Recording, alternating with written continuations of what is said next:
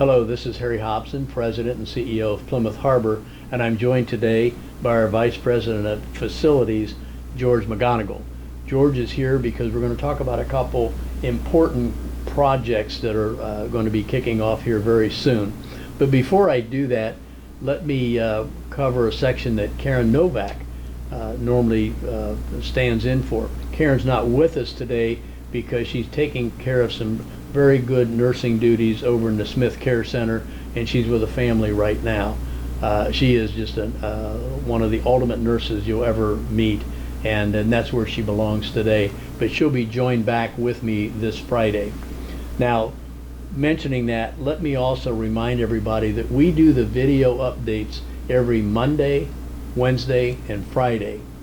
And the first update that we do on Monday, you'll see that on 195 at 4 p.m. and you'll see it repeated again 8 a.m. and that will repeat itself. And then on Wednesday we update again, same rotation, and the same thing with Friday. So that's just as a reminder. The first thing that Karen would have covered is our campus-wide COVID results on the testing. And what I can tell you from a resident perspective, we have 0 positive cases on this campus right now. Very pleased with that. And from a team member or a staff perspective, we just have 1 pending. We had a positive.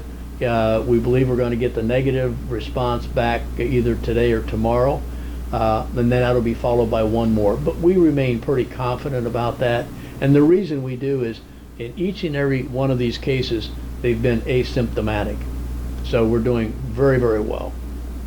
Let me also shift my attention a little bit, going back to discussing the opening of some communal spaces.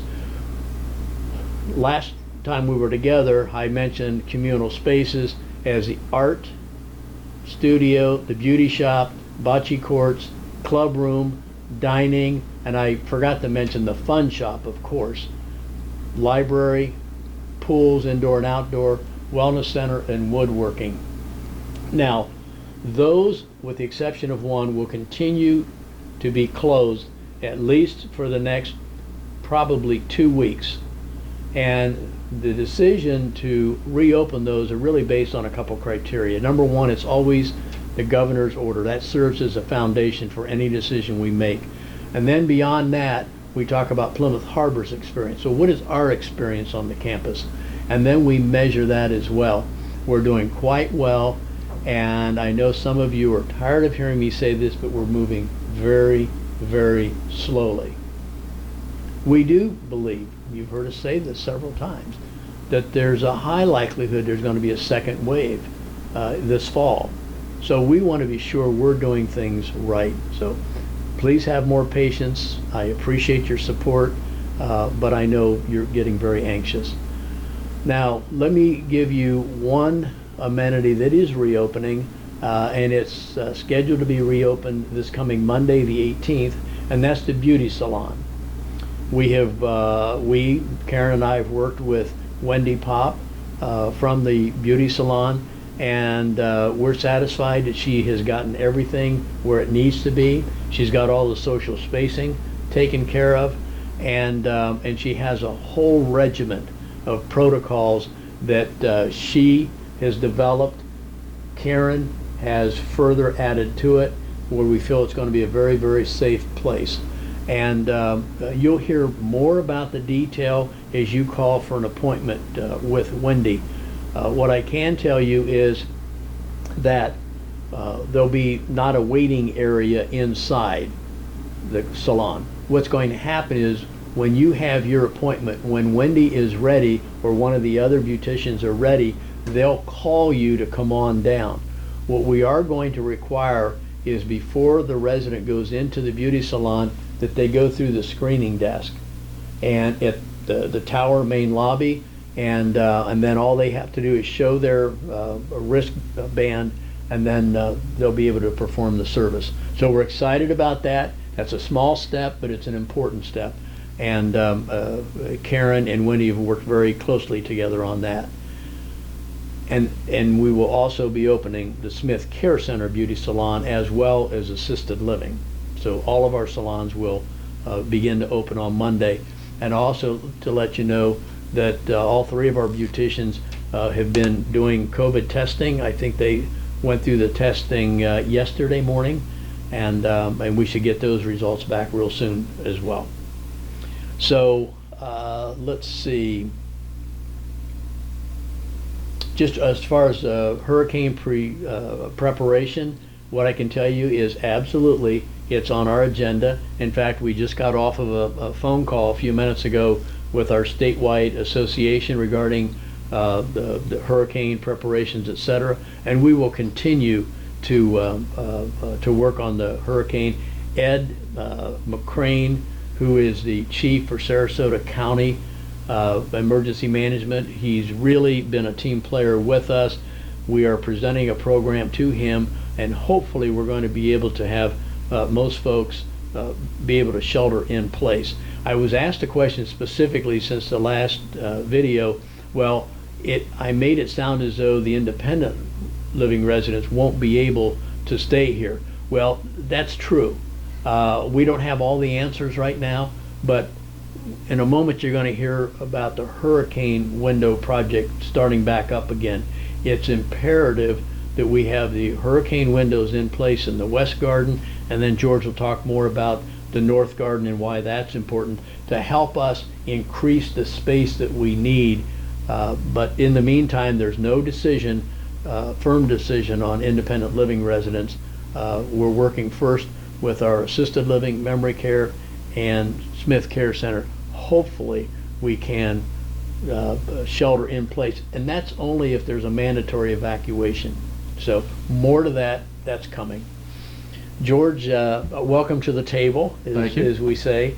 George McGonigal is here and did a great job getting our window project started, elevator project started. A lot of work went into that, and we started it, and we were into it probably, what, 2 weeks maybe? 3 weeks. And then we had to shut everything down for good reasons.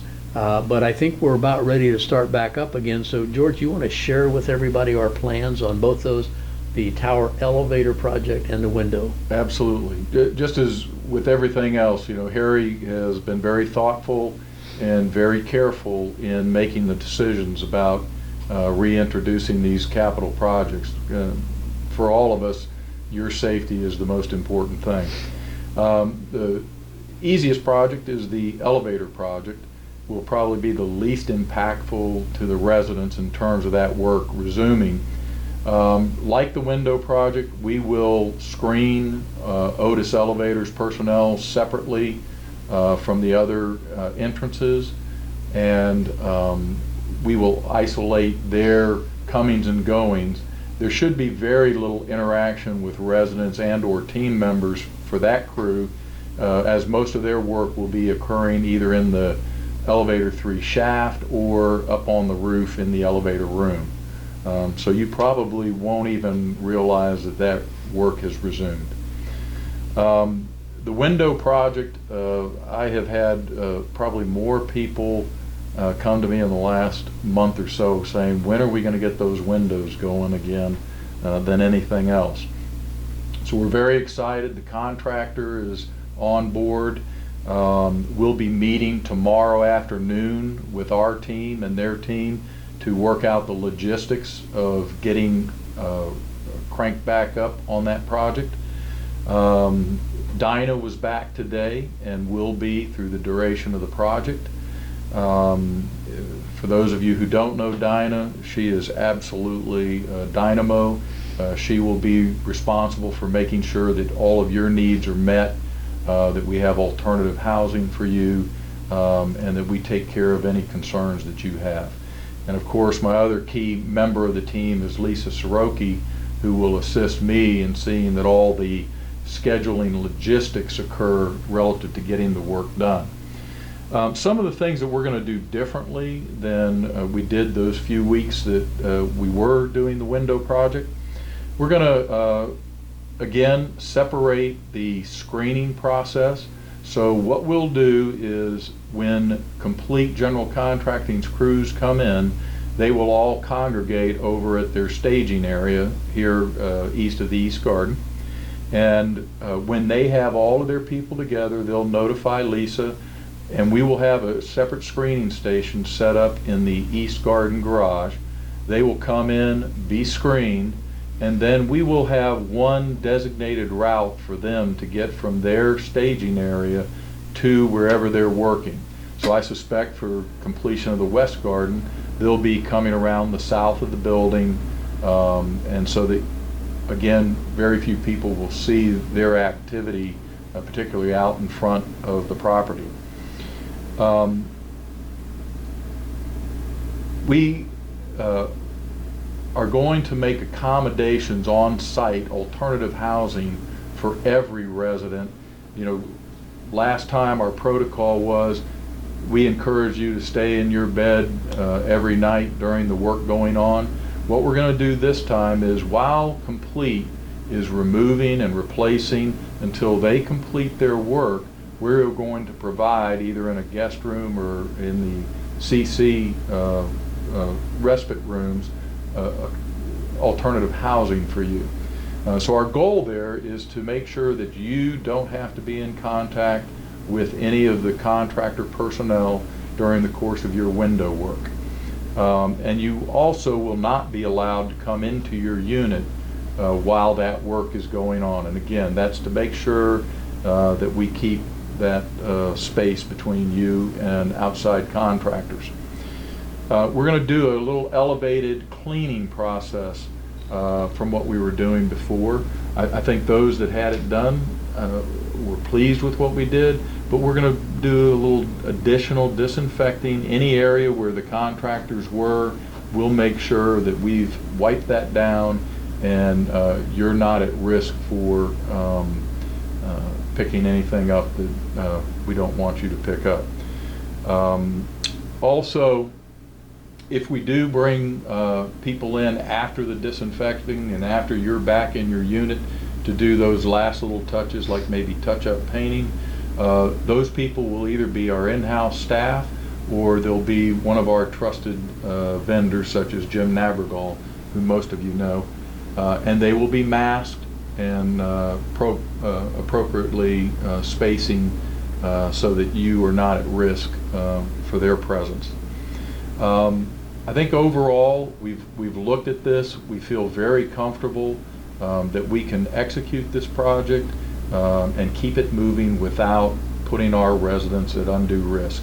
We will certainly work with you. I encourage you, when Dinah reaches out to you to schedule the work, share with her any concerns that you have, and we will address them to the best of our ability. Harry alluded to the fact that, well, why are we pushing this so hard? And the safety of our nursing home residents is key here. The quicker that we can get North Garden sheltered, get those windows replaced, the quicker that we have the option potentially of not having to move those residents should we have a what would normally be a mandatory evacuation. And that's just huge in terms of our resident experience. So we're very encouraged. The contractor is excited to get back to work. My team is excited, and we're looking forward to it. George, thank you very much. This is going to be a good project, and we're going to get it started. We're going to stay with it this time, God willing. So since I've got George right here, let me just give a shout out, a couple things. Okay, first of all, it's going to be nice to see Dinah back. Oh yeah. Okay, when she gets back, we'll know she's on this campus. Okay, and very excited about that. And how pleased I am to see Lisa's maturity and growth over the last few years has been really just excellent. And so pleased that she's as involved as she is. What I want to really give a shout out to is the maintenance department. I'll tell you why. Now I'm going to get in trouble with other departments, okay, but I'm going to go at risk here, okay? I've been doing this my whole career, and we've had good maintenance people in my past, etc. They're good, competent in what they do technically, etc. As the folks here, very competent. But where our maintenance department separates itself, and I truly mean this, is that they not only know what they're doing technically, okay, but they've got the sensitivity and the caring attitude. And if you've interacted with the team, you know exactly what I'm talking about. And we had a very nice situation with a bench last week. I won't go any further with that. People can figure it out when they see it. But that's pretty good. It really is. So Marty and his entire team do a great job, and thank you for being so good to our residents. I think we all appreciate that. And Harry, I do really think it starts at the top. Marty is very committed to our residents' satisfaction.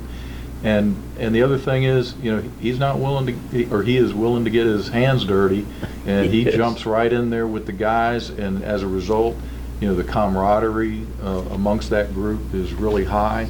And that's why when we have special things that have to happen, like the isolation room, we had 10 people here on a Saturday putting that together. It was impressive. Yeah.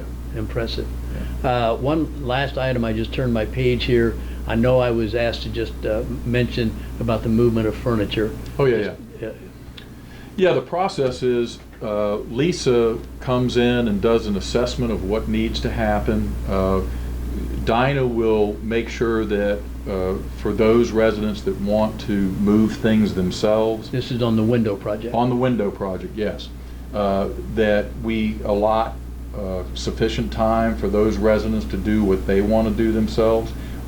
We will note any special items, and of course Yarnell, who most of you know from them moving you in, are absolutely excellent. The first 6 units we did, I don't think we had a single issue. So we'll be very careful about those things, and then ultimately put them back right where they were. Hopefully when it's all said and done, you won't know we've been there, except you're going to have these beautiful new windows. Very good. Thank you. Thank you. I will be the first to say that I couldn't hold a candle to Karen, but I know she's going to watch this video later, so I need to close it out by saying what Karen always tells us: wash your hands often, avoid close contact, cover your mouth and nose with a face mask when you're around others, cough, cover your cough and sneezes with a tissue or inside your elbow, and clean and disinfect all highly used surfaces.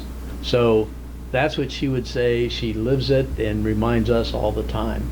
And I will close this video, George, by saying that this is over, so we've got to go ahead and put our mask up. Thank you.